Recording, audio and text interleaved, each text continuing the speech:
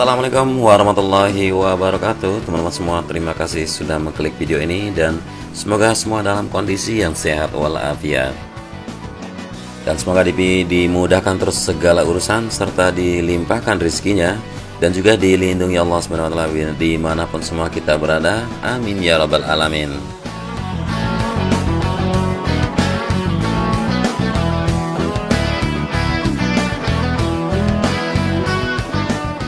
Kita langsung saja memantau dari tikungan yang ke-11 menuju tikungan yang ke-12 bagaimana progres pencapaian yang dilakukan pada hari ini di tanggal 27 Juli pada hari Selasa di 2021 ini.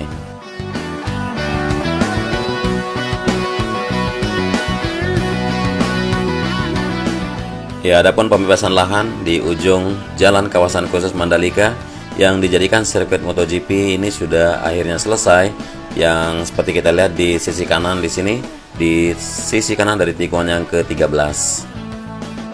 Dan pemilik lahan, Mas Rob, telah menyepakati uang ganti untung yang diberikan ITDC, yaitu pengelola kawasan ekonomi khusus Mandalika, dan lokasi lahan ini sudah merupakan lokasi pembangunan jalan akses untuk sirkuit, terutama service road sebelah kanan.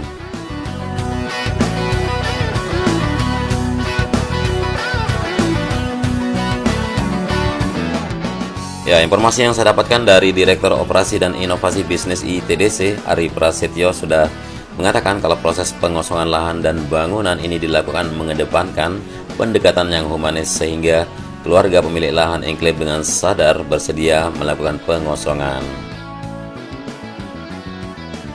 Ya, kita lanjutkan ke tikungan yang ke-14. Dari tikungan yang ke-13 di sini terpantau untuk pengerjaan dari run off aspal yang ada di sisi kanan, terus disempurnakan area subbase-nya.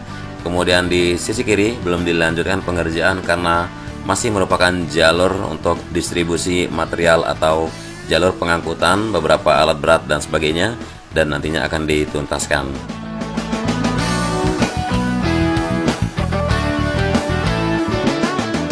Ya, terlihat di sini sejumlah para pekerja yang masih menganalisa untuk trek setelah dilakukan pengaspalan layer yang kedua, karena tahap persiapan untuk pengaspalan yang lapisan yang paling atas atau top layer, atau kita bilang lapisan yang ketiga, akan segera dilakukan. Kemudian di sini concrete barrier yang sudah terbentang di atas service road sebelah kiri yang tinggal pemasangan untuk debris fence di atasnya. Dan buat teman-teman yang penasaran kapan akan dilakukan pengaspalan lapisan yang ketiga, insya Allah akan dilakukan pada minggu di awal Agustus.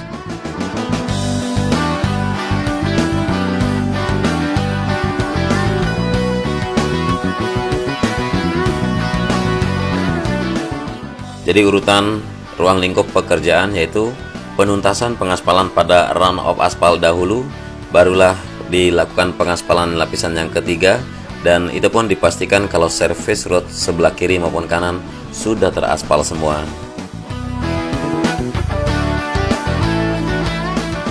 Jadi pengaspalan untuk lapisan yang ketiga yang memiliki ketebalan 4 cm dengan SMA atau stone mastic aspal akan dilakukan kurang lebih di tanggal 5 atau di tanggal 7 pada Agustus nanti. Ya, semoga cuaca tetap cerah dan mendukung untuk menuntaskan semua titik dilakukan pengaspalan, baik itu di service road maupun di area run off aspal yang tinggal dilakukan lapisan yang kedua kalinya.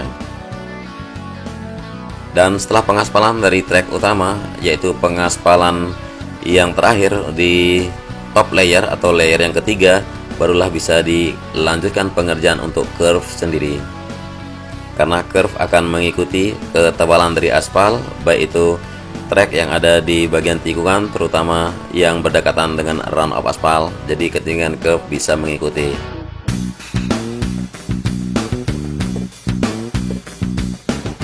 Ya, kita pantau barusan untuk race control dan pondasi podium yang terus dikerjakan, kemudian pembetonan untuk segmen yang ketiga di belakang pedok, lalu penanaman rumput akan dikerjakan di sepanjang trek lurus yang tersisa di sisi kiri maupun di sisi kanan dari track lane, barulah pengaspalan untuk verge yang ada.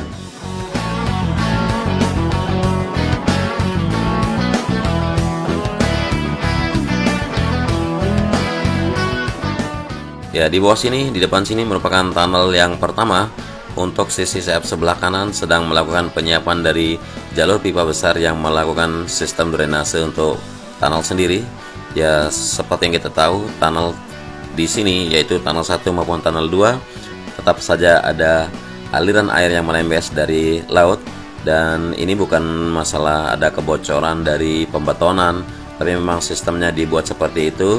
Dibuatlah kotak kecil sebagai bak kontrol, dan nantinya air itu akan difungsikan untuk menyiram atau memberikan pengairan untuk taman atau untuk tanaman-tanaman yang ada di zona kawasan sirkuit Mandalika.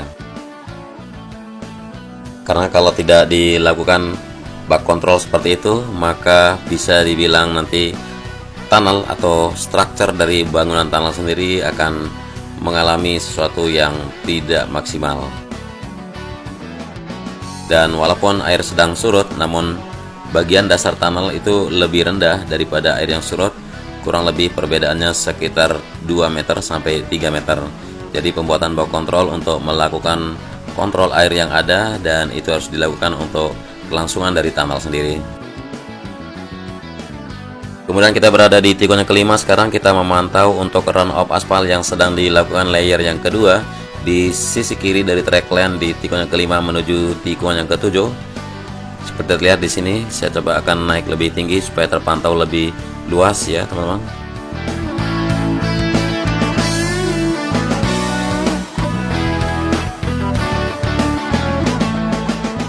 Oke, kita akan turun kembali lebih rendah menuju ke bagian dari track lane.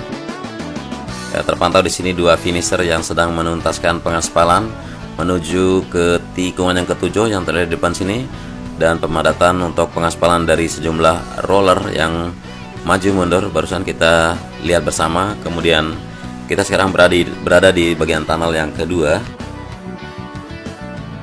Nah, untuk tunnel yang kedua juga seperti itu, memiliki ruang 4 meter ketinggian dengan lebar 7 meter di dalam ruangan, dan masih sama dengan sistem drainase. Jadi buat teman-teman yang baru gabung, biar tahu kalau sistem drainase dari tunnel sendiri seperti tadi, ada bak kontrol dan ada pemompaan atau genset.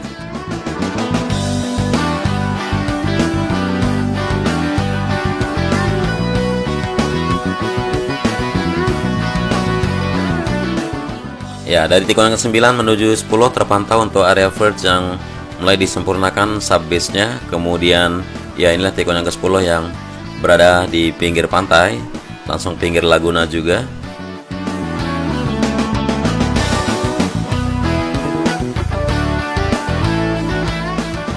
Ya, biasanya kita terbang tinggi di sini. Sekarang saya akan coba turun lebih rendah, dan kita bisa perhatikan lebarnya area run off gravel yang ada di sisi kiri dari tikungan ke-10 di sini sangat-sangat lebar dan benar-benar disiapkan untuk masalah safety ataupun keselamatan bagi para pembalap.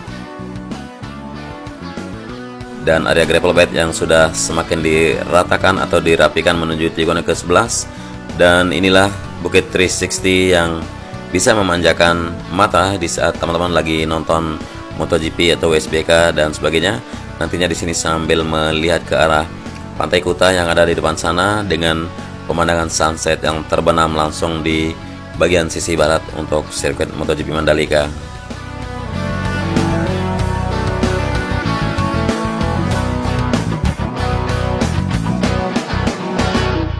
Ya, tidak terasa satu lap putaran sudah kita lakukan di 4,31 km dengan 17 jumlah tikungan yang ada di sini.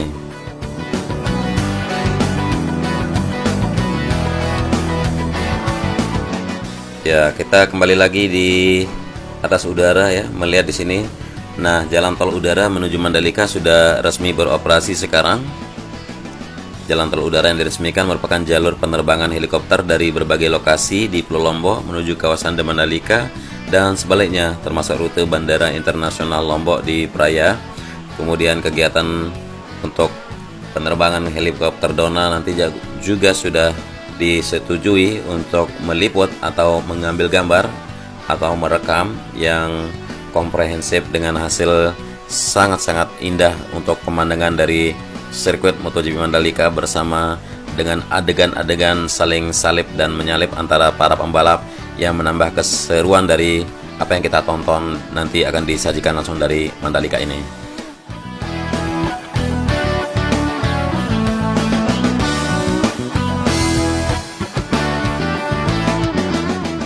Oke, mungkin sekian dulu yang bisa saya bagikan ke teman-teman semua dari narasi maupun visual. Saya mohon maaf yang sebesar-besarnya dan jaga terus protokol kesehatan.